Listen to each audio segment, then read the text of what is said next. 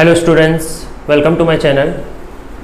I am Shailesh Sharma, and in our previous class we discussed exercise 5.2 up to question number 5. So from today we will continue from there. So our question number 6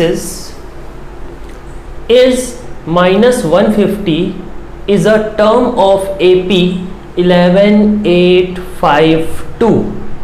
सो हमको question में basically ये पूछ रहा है कि ये जो AP दिया हुआ है माइनस 150 इसका टर्म है कि नहीं है.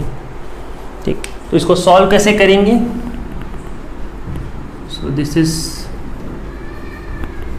Solution number 6. अब हमको पूछ रहा है वेदर इट इज टर्म और नॉट. सो हम पहले तो अज्यूम कर लेते हैं कि टर्म है.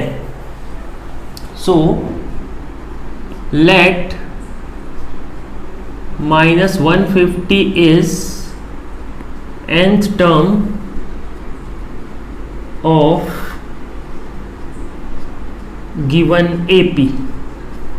We assumed that this minus 150 is nth term of this AP. Therefore, we can write an is equal to minus 150. Our first term A is equal to 11 and common difference D is 8 minus 11, that is minus 3. Now we will use the formula. Nth term of AP is an is equal to a plus n minus 1 into d. Substituting the values, an is minus 150, value of a is 11 plus n we don't know, value of d is minus 3. So this will become minus 150 minus 11 will be transported, and n minus 1 minus 3. So this will be minus 161 because 150 and 11 both are negative, so I will add them, is equal to n minus 1 minus 3. Minus 3 will come this side, minus 161 upon minus 3 is equal to n minus 1, or I can write n minus 1 is equal to 161 by 3. 1 is equal to, if you try to solve this, then 3 5s are 15, 11, 3 3s are 9, and then 22 is left, 0.666 and so on. If you solve, so value of n, 1 will go that side, that is 54.666 and so on. You can solve this in decimal also, like 1 will go that side. Another method is like this, n is equal to 161 by 3 plus 1, so this will become 164 by 3. Now 164 by 3, 6 plus 4 10 and 1 11. Sum of digit is 11 which is not divisible by 3. So यहाँ से देखो चाहे यहाँ से देखो, दोनों ही case में n का वैल्यू होल नंबर नहीं आ रहा है, और हम क्या अज्यूम किए थे कि 150 इज nth टर्म. nth मतलब क्या हो सकता है, 6th term, 7th term, 8th term, इस टाइप से होगा.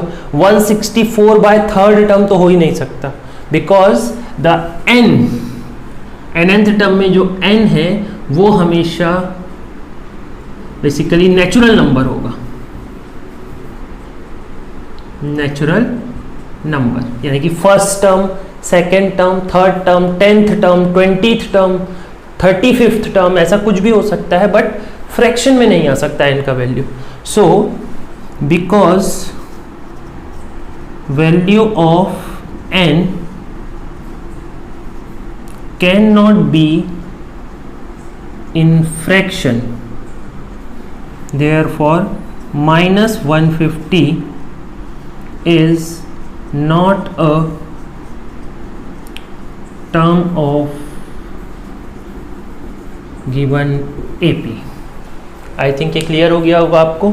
इसी की जगह n का वैल्यू 30, 40, 50 कोई भी होल नंबर आ जाता, then 150 will be that term of AP होता. ठीक. So this is our question number 6. Next is question number 7.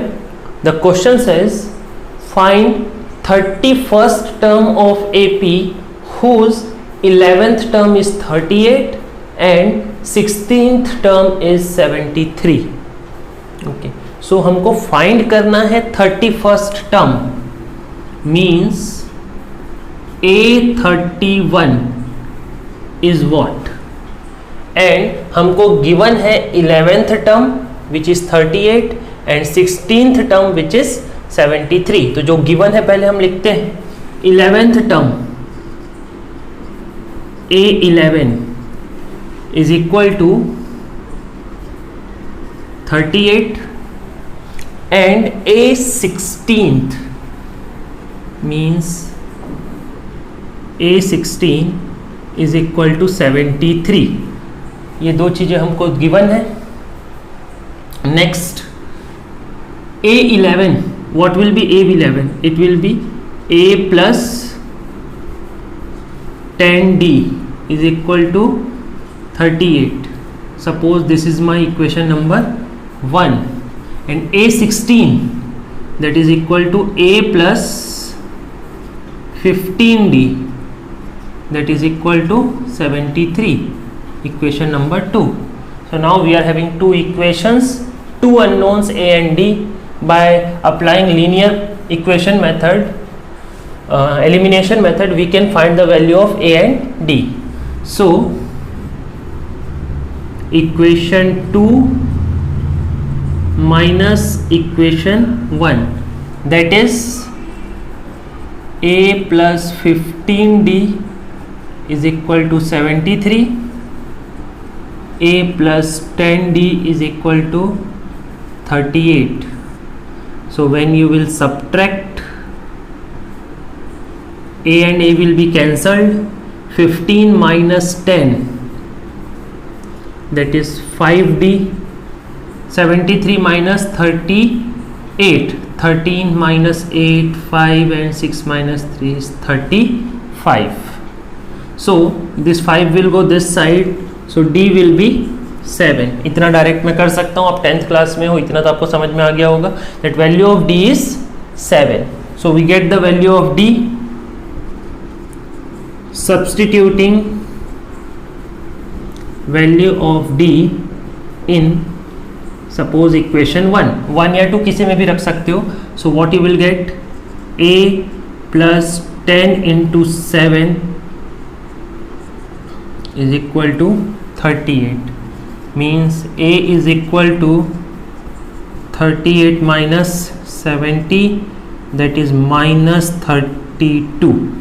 So I get the value of A as minus 32 and D as 7. Now I have to find A31. Now जो हमको find करना था, that is A31 will be A plus 30D. What is value of A? Minus 32 plus 30, value of D is 7, that is minus 32. 7 3s are 21 to 10. So when you solve you get 178. So 31st term of AP is 178. This is our question number 7. Okay.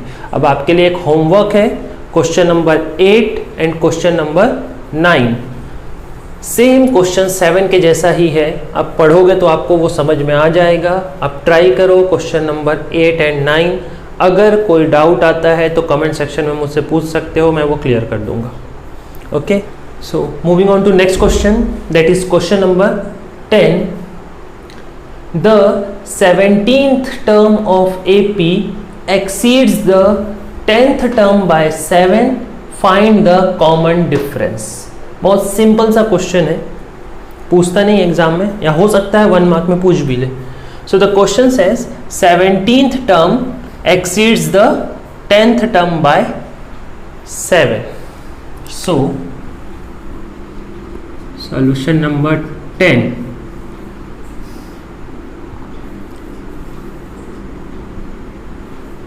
so we know that 17th term of AP, that is A17, and 10th term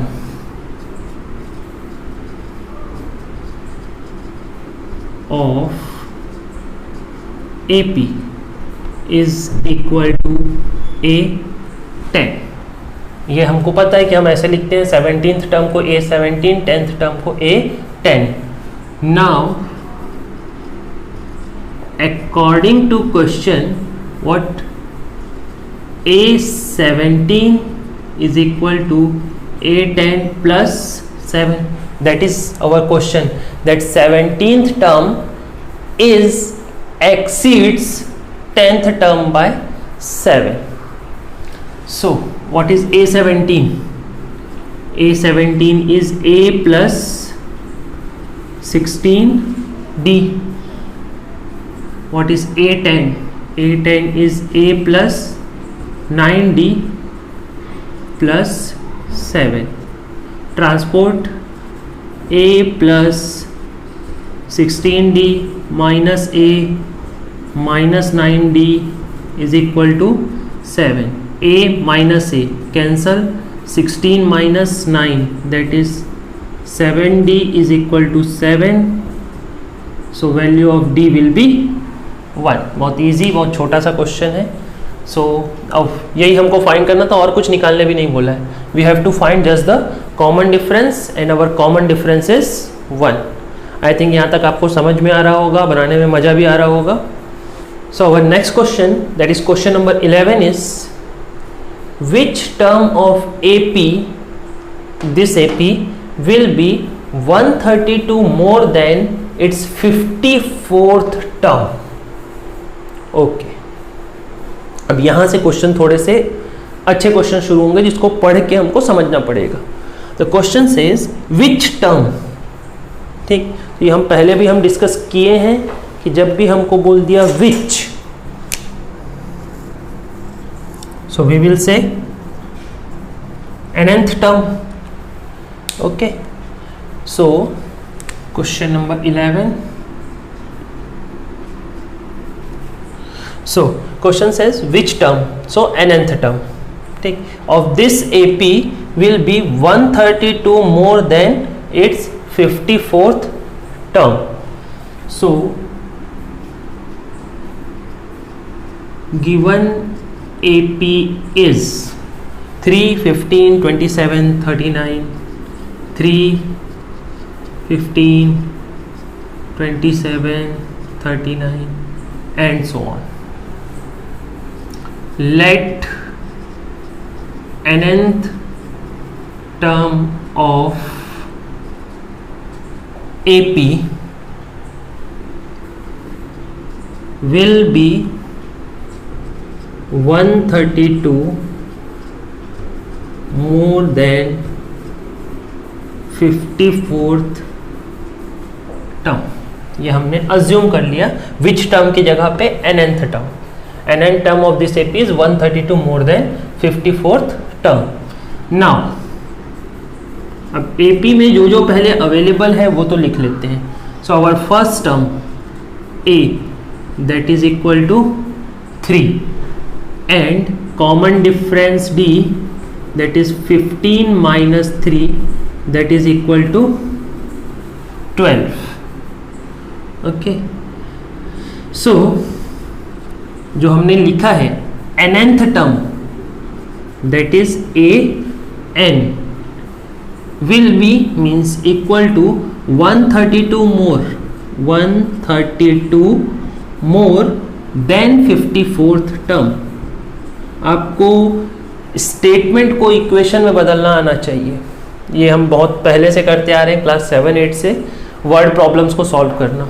so nth term is 132 more than 54th term. So what will be nth term? a plus n minus 1 into d. 54th term will be a plus 53d plus 132. अब a का value आपको put करना है तो कर सकते हो, but देखोगे तो a इधर भी है इधर भी है, अल्टीमेटली वो कैंसिल ही होगा. So simply we are left with n minus 1 into value of d is 12 is equal to 53 into 12 plus 132. So n minus 1 is equal to, ये 12 तो यहाँ डिनोमिनेटर में आएगा, ठीक. ऊपर हमारे पास बचेगा 53 इंटू 12 प्लस 132. अब दो तरीका है, स्टूडेंट इसको दो तरीके से सॉल्व कर सकते हैं. पहला 53 और 12 को मल्टीप्लाई करेंगे, फिर इसको प्लस करेंगे, एक बड़ा सा नंबर आएगा उसको 12 से डिवाइड करेंगे. बट जो स्मार्ट स्टूडेंट्स होंगे वो स्मार्ट टेक्निक लगाएंगे, इतने लेंथी प्रोसेस में नहीं जाएंगे. अब वो क्या है स्मार्ट टेक्निक?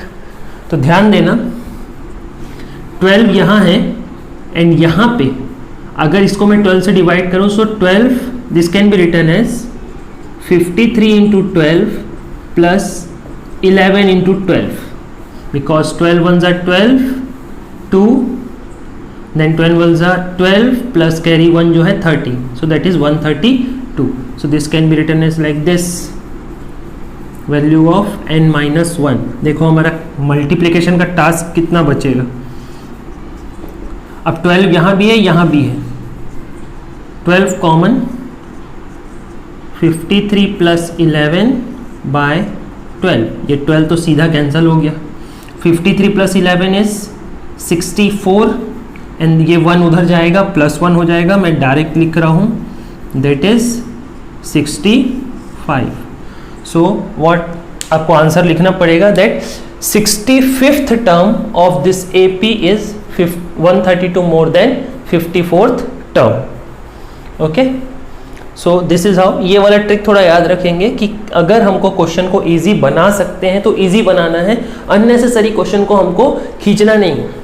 और ऐसा बहुत सारे केसेस आएंगे जब हम आगे क्वेश्चन डिस्कस करेंगे जहाँ पे छोटे छोटे ट्रिक्स लगा के क्वेश्चन इजी हो सकता है. अपने होमवर्क में क्वेश्चन नंबर 12 भी आप ऐड कर लेंगे, क्वेश्चन नंबर 12 भी इससे मिलता जुलता है, वो सेम ऐसा ही बनेगा, तो आप बना लेंगे. Next we are moving to question number 13. The question says how many 3-digit numbers are divisible by 7. मतलब सिंपली हमको ऐसे ये पूछ रहा है कि 3 डिजिट के कितने नंबर 7 से डिविजिबल है. सो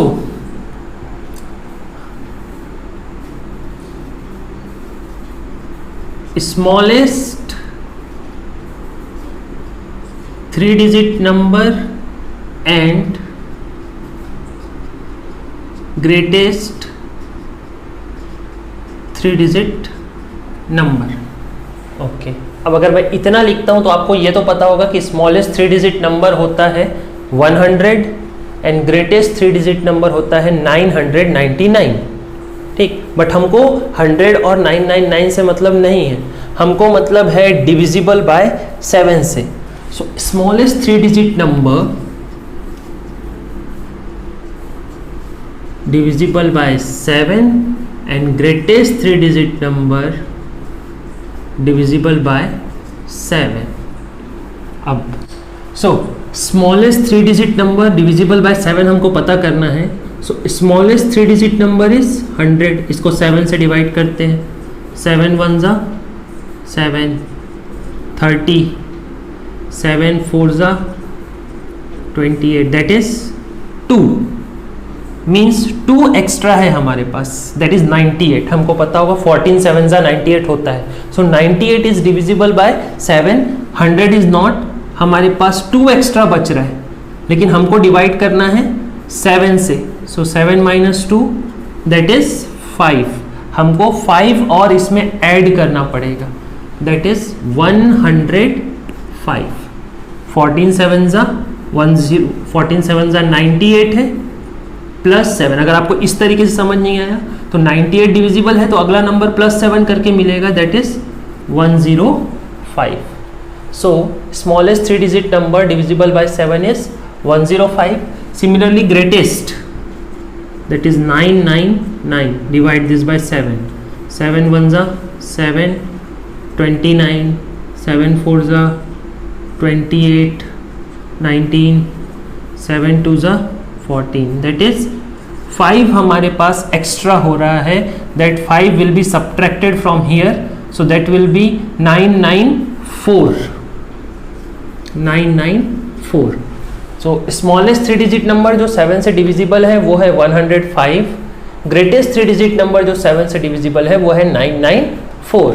क्योंकि इसमें 7 कम करेंगे तो 98 आ जा रहा है, वो 2 डिजिट हो जा रहा है, और इसमें 7 प्लस करेंगे अगर तो वो 1001 हो जा रहा है, दैट इज 4 डिजिट नंबर. सो हमको ये तो पता चल गया कि स्मॉलेस्ट और लार्जेस्ट या ग्रेटेस्ट नंबर डिविजिबल बाय 7 कौन से हैं. तो जो हमारा सीरीज होगा, so our AP will be, that is 105. अब इसमें और 7, that is 112, 119 and so on, और ये जाके फिनिश होगा 994 पे. सो ये है हमारा AP, और ये सारे नंबर 7 से डिविजिबल हैं. अब बस हमको ये पता करना है कि कितने number, means we have to find number of terms, जो हम पहले कर चुके हैं. That is A is equal to 105, D is equal to 7, last term AN is equal to 994. Now I am doing it directly. AN is equal to A plus n minus 1 into D. 994 105 n minus 1 into 7. 994 minus 105 into 7. 14 minus 5 is 9. 8 minus 0 is 8, and 9 minus 1 is 8, is equal to n minus 1 into 7. So our n minus 1 is 889 by 7. So n minus 1, 7 1 जा 7 2 जा 7 4 जा, sorry 7 7 जा. फिर से करके दिखा देता हूँ आपको, बहुत डायरेक्ट कर दिया मैंने. 7 1 जा 7 8, 18 बचा. 7 2 जा 14 and 7 7 जा 49. So value of n will be 128. So there are total 128 3-digit numbers which are divisible by 7. Okay, I think clear हो गया होगा आपको ये. Next, moving to last question for today, that is question number 14. How many multiple of 4 lie between 10 and 250? तो ये same question number 13 जैसा है, इसको मैं आपको हाफ सॉल्व करके दे रहा हूँ, बाकी आपको करना है. सो given numbers are 10 and 250. Given numbers are 10 and 250 and multiple of 4 between 10 and 250 are. सो 4 का मल्टीपल मतलब 4 का टेबल. 4 1 जा 4, वो 10 से छोटा है. 4 2 जा 8, 10 से छोटा है. 4 3 जा 12, वो 10 से बड़ा है. देन 4 4 जा 16, 4 5 जा 20 एंड सो ऑन. और 250 से छोटा, दैट इज 248। इतना लॉजिक 10th क्लास का स्टूडेंट लगा सकता है कि लास्ट का 2 डिजिट 48 डिविजिबल बाय 4 है, मतलब ये नंबर 4 से divisible, that is multiple of 4 है। Now you have a is equal to 12, d is equal to 4 and an is equal to 248. So you solve this, get your answer. I'm sure that you'll get answer of this question. Same पिछले question जैसा ही बनेगा. Okay, so this is up to question number 14. 3 questions, basically 4 questions. A homework for you, that is question number 8, 9, 12 and this 14. Try to solve all these questions, and if you have any doubt then ask that. Okay, and one more, again I am saying that share, subscribe and like the video. Thank you.